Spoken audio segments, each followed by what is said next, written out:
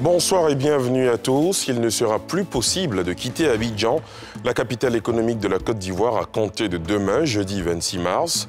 Le gouvernement a décidé de verrouiller les déplacements hors de la ville pour contenir la propagation de l'épidémie à coronavirus. 49 contrevenants arrêtés, 69 véhicules et motos mis en fourrière. C'est le bilan de la première journée du couvre-feu instauré par les autorités visant à stopper l'avancée en Côte d'Ivoire du Covid-19. Dans ce journal, vous verrez comment les forces de l'ordre quadrillent la ville à l'heure du couvre-feu.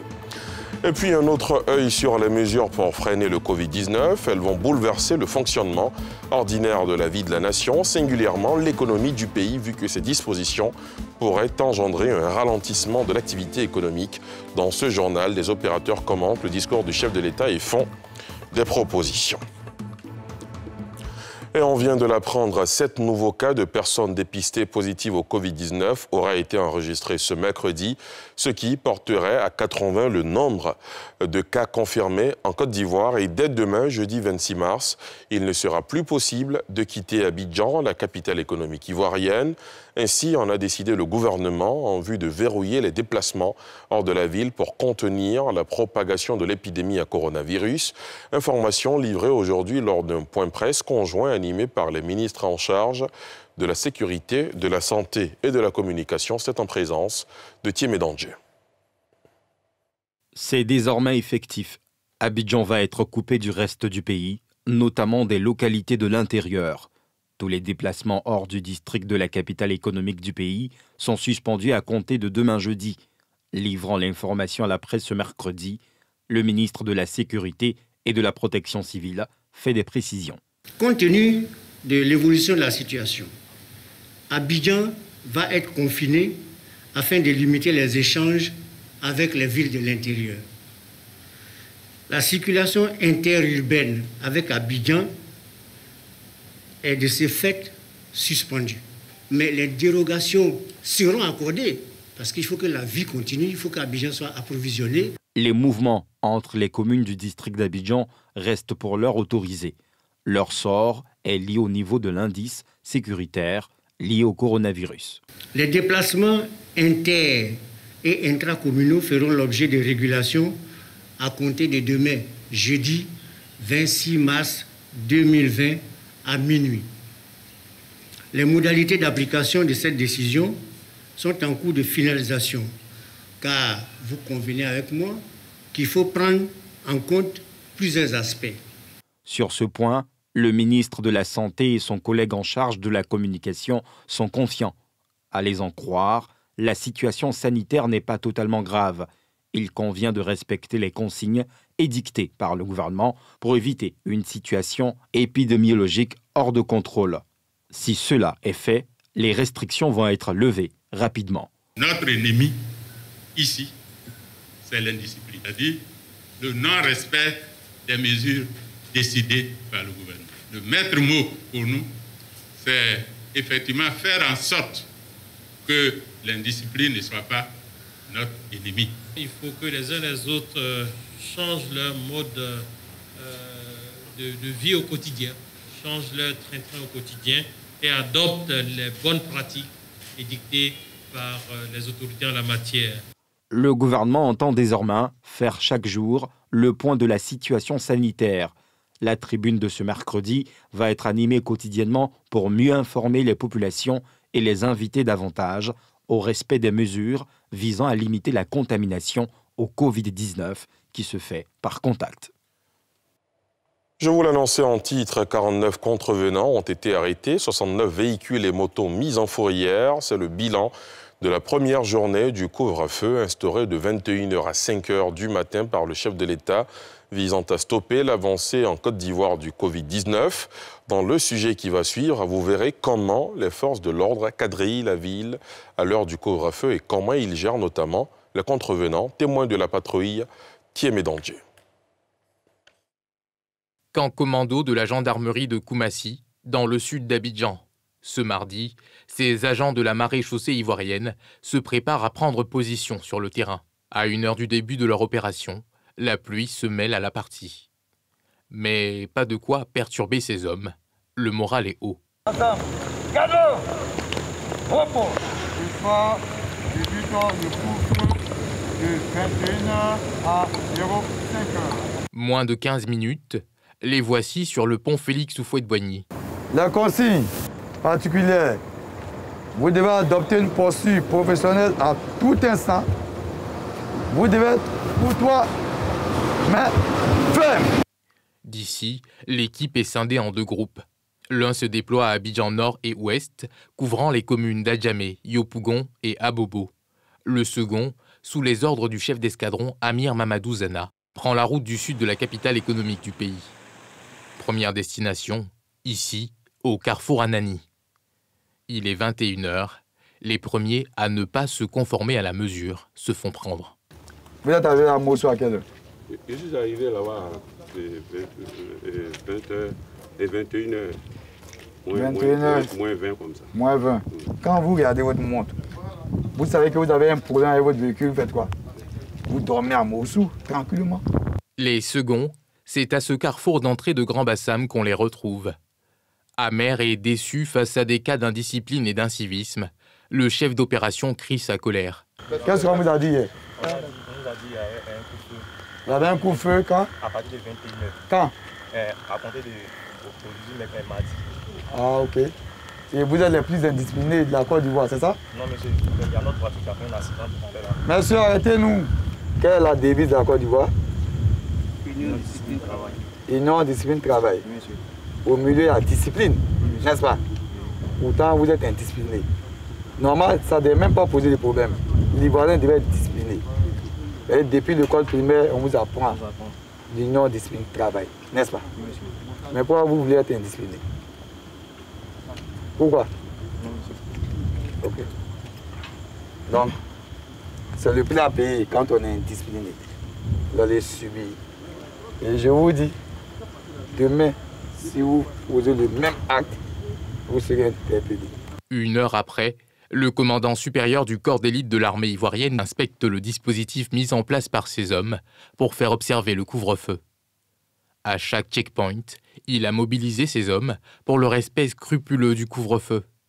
Une mesure à la fois sécuritaire et sanitaire visant à contrer la propagation du coronavirus en Côte d'Ivoire. Les mesures pour freiner le Covid-19 vont bouleverser le fonctionnement ordinaire de la vie de la nation, singulièrement l'économie du pays, vu que ces mesures pourraient engendrer un ralentissement de l'activité économique. Dans le sujet qui va suivre, des acteurs commentent le discours du chef de l'État ivoirien et font des propositions au gouvernement en vue d'aider le secteur privé qui pourrait être touché profondément. Salif Yalekwe, Eric Kimon. Les jours passent. Le Covid-19 impose son agenda au monde. De nombreuses activités à l'arrêt du fait de cette pandémie.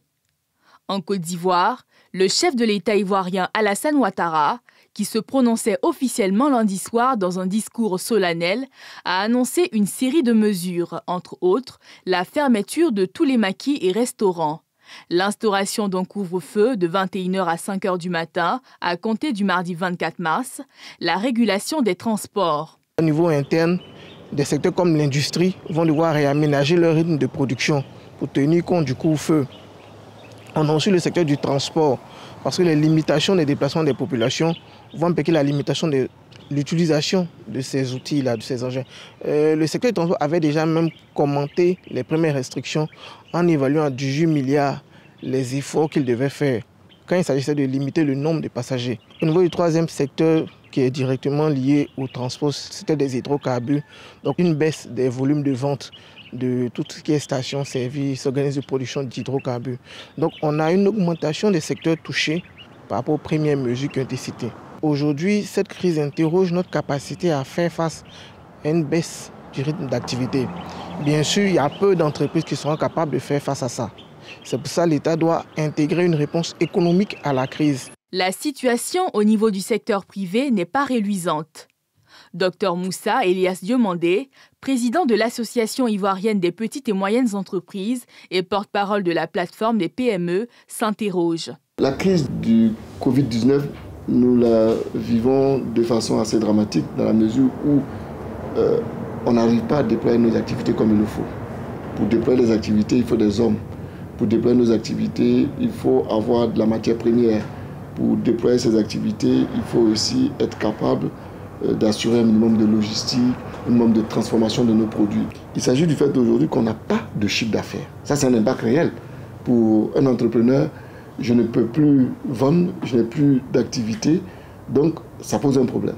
Alassane Ouattara a relevé qu'il a instruit le chef du gouvernement à l'effet de faire une évaluation de l'impact économique et financier en concertation avec le secteur privé pour un soutien. À ce sujet, les PME ont leur idée, parmi lesquelles la mise en place d'un fonds de solidarité.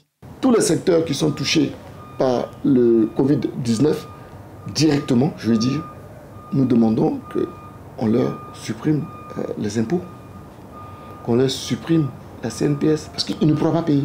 Ceux qui ne sont pas touchés directement, que l'État puisse prendre une note administrative simplement pour dire que les factures d'électricité, d'eau, les factures de loyer soient payées plus tard et de façon fractionnée. Il est important de penser à mettre en place ce comité de veille, qui est un comité de veille peut-être économique, pour il va recenser les difficultés des PME à travers les fédérations mères, et on remonte cela au niveau de la plateforme unique. Plus de 80% du tissu des entreprises formellement constituées sont des PME. Leur contribution au produit intérieur brut PIB national se situe entre 18 et 20%. L'heure est à la solidarité mondiale dans la lutte contre le coronavirus. Le ministre français des Affaires étrangères, Jean-Yves Le Drian, a annoncé hier qu'un paquet financier européen allait être mobilisé pour aider les pays les plus vulnérables, notamment en Afrique, à faire face à la pandémie du Covid-19. Yéli Traoré. Le ministre français des Affaires étrangères, Jean-Yves Le Drian, a annoncé hier mardi la mise en place d'un paquet financier européen en faveur notamment des pays africains afin de les aider à faire face à la pandémie de Covid-19. Ce paquet relève de la coopération internationale et du soutien indispensable à apporter aux pays tiers les plus vulnérables. Il y a un dernier point que je voudrais souligner, dont on ne parle pas assez maintenant et que nous avons évoqué longuement hier, c'est celui de la coopération internationale et du soutien indispensable à apporter aux pays tiers les plus vulnérables. Parce qu'ils vont en avoir très vite besoin, je pense en particulier à l'Afrique, et nous aurons l'occasion, je pense, de mobiliser un vrai paquet financier d'assistance pour éviter que l'épidémie ne mute vers des régions ou des continents qui aujourd'hui ne sont pas contaminés, mais qui demain pourraient être un nouveau risque pour nous. C'est une question à la fois de solidarité, mais c'est aussi une question d'intérêt pour notre sécurité. La situation sanitaire est inquiétante en Afrique subsaharienne, où le coronavirus a été détecté dans une quarantaine de pays. La progression du virus est rapide, les tests et les services de gestion de la crise s'annoncent mal ou pas préparés. L'Afrique compte officiellement plus de 1600 cas et une cinquantaine de décès. Le président de la République et la première dame se portent très bien et observent les gestes de précaution contre le coronavirus. Assurance donnée ce mercredi par Dominique Ouattara en personne sur son compte officiel Facebook. Nous le savons, cette crise sanitaire mondiale est grave, mais nous pourrons la contenir si chacun de nous, à quelque niveau qu'il soit, fait obstacle à la maladie en respectant les mesures barrières instaurées par les autorités, exhorte l'épouse du président Alassane Ouattara. Le coronavirus continue de s'étendre et il n'épargne personne, pas même les personnalités les plus connues. Sportifs, politiques, artistes ou acteurs, personne n'y échappe. Un ennemi qui est invisible à l'œil nu, qui traite de la même manière les anonymes et les plus illustres personnalités. Un sujet de Pierre Dipomela. La maladie à coronavirus avance à grande vitesse sur les 5 continents. Les célébrités ne sont pas épargnées. Le franco-camerounais Manu Dibango, virtuose du saxophone, est mort, frappé par la maladie à l'âge de 86 ans, en France, dans un pays où la prise en charge et le niveau des plateaux techniques dans les centres hospitaliers sont aux standards internationaux. Les royaumes et principautés dans le vieux continent sont aussi touchés. Le prince Charles, héritier de la couronne britannique, et le prince Albert II de Monaco ont été testés positifs au Covid-19. Si ces deux personnalités présentent des symptômes légers et une situation sanitaire stable, leurs infections par le Covid-19 posent des questions. Comment ces vénérées personnes, dont les faits et gestes sont contrôlés et surveillés comme du lait sur le feu par des courtisans et autres serviteurs, ont pu contracter le mal? Le coronavirus semble ne pas avoir d'égard pour les classes nobles où l'hygiène est le maître mot. Le monde du football enregistre aussi des victimes. Plusieurs stars, dont le français Blaise Matuidi, l'italien Rugani Daniel et l'argentin Paolo Dybala, tous sociétaires de la Juventus de Turin, sont des victimes du coronavirus. Et pourtant, le sport, c'est la santé. Tiens, n'oublions pas le Premier ministre ivoirien qui s'est mis en auto-quarantaine après avoir eu contact avec une personne dépistée positive au Covid-19. Plus de 400 000 personnes dans le monde vivent avec ce virus mortel. Le nombre de décès a atteint la barre de 19 000. Le coronavirus, en quelques mois, a affolé toute la planète et cassé les codes sociaux que l'être humain a bâtis pendant des milliers d'années. Les frontières brisées par le Schengen en Europe ont refait surface. Les pays africains se sont eux aussi barricadés. L'économie de la planète est au ralenti. Vaccin, pas vaccin, chloroquine, pas chloroquine, à quand la fin des débats? À quand la sortie de l'ornière? Seul le temps nous le dira. La panique, les rumeurs, entre autres, sont des situations que vivent les populations en cette période de crise sanitaire, des faits qui se justifient. Dans ce sujet, un spécialiste décrypte l'état psychologique des populations au micro de Salif Yalekwe et Harouna Zeba. La crise liée au coronavirus affecte le monde depuis quelques semaines, avec son lot de morts. Les mesures corsées des autorités ivoiriennes visant à éviter la propagation du Covid, parmi lesquelles l'état d'urgence, suscitent des inquiétudes au sein des populations. Dr Brice Kanga, psychologue, décrypte. Vous vous levez un matin, vous êtes habitué à aller au travail, vous êtes habitué à aller dans vos activités ordinaires. On vous dit, bien, il y a quelque chose qui arrive, ce n'est pas la peine de sortir, restez chez vous, rentrez à telle heure, de vous à moi. Un homme normal va paniquer. La panique est justifiée parce que c'est une réaction normale. Seulement, il ne faudrait pas que cette panique-là perdure pour faire perdre les moyens intellectuels aux individus de parier à cela. Pour l'enseignant-chercheur, il urge pour les pouvoirs publics d'accentuer la communication d'urgence pour contrer les rumeurs qui amplifient la crise. Il y a lieu que les pouvoirs publics, je dirais le dispositif d'information dont dispose l'État, se mettent en jeu, se mettre en activité pour qu'il y ait une sorte de communication de contrebalancement des informations fausses. Parce que tant qu'il n'y a pas cette communication de crise qui vient chaque fois rétablir la vérité sur les rumeurs, les rumeurs vont prospérer et puis bon, les gens vont paniquer ou soit vont s'adonner à des activités qui les disposent à acquérir cette maladie. C'est une question de responsabilité sociale et on doit savoir que je me protège, mais en même temps, celui à qui je peux parler, il est intéressant que je lui dise comment s'y faire pour qu'il comprenne. C'est cette solidarité-là qui va nous sauver. Dr Brice Kanga le dira, la question de la sensibilisation au niveau de la frange infantile doit être une priorité. Il est impérieux que les enfants soient imprégnés du contexte. Les discours sont faits autour des aînés, des adultes, mais on oublie qu'il y a des enfants. Il va falloir qu'on trouve les moyens pour aider, je dirais, ces enfants-là à comprendre le phénomène et à accepter cette mesure de distanciation sociale. Le coronavirus est bien présent et impose un arrêt de travail dans plusieurs secteurs, à l'instar de la plus grande université du pays, d'ordinaire bruyante, où un calme plat s'est installé. Voilà, c'est la fin de ce journal. Merci de l'avoir suivi. Merci de suivre les mesures sanitaires pour lutter contre le Covid-19 chez vous. Excellente soirée. À demain, 19h50, pour un autre numéro de NCI News.